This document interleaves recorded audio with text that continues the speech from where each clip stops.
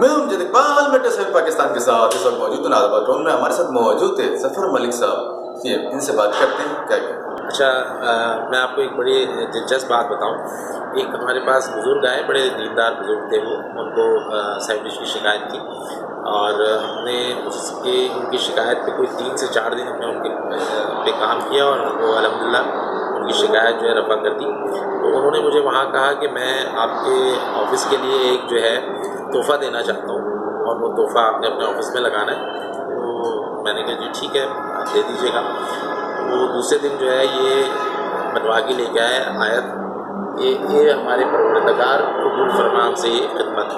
میں بڑا حیران ہوں. میں نے ان سے بولا، میں نے کہا یہ آپ کے ذہن میں کیسے آئے گا؟ لیکن یہ آپ لوگ واقعی میں لوگوں کراچی کے شہریوں کی خدمت کریں تو اللہ تعالیٰ اسے قبول فرمائے، اور یہ اس کے زیر سایہ آپ بیٹھے. تو یہ اس کی وہ تھا کہ بزرگ نے ہمیں یہ تحفہ ہدیۃً دیا ہے اس میں لگانے کے لیے.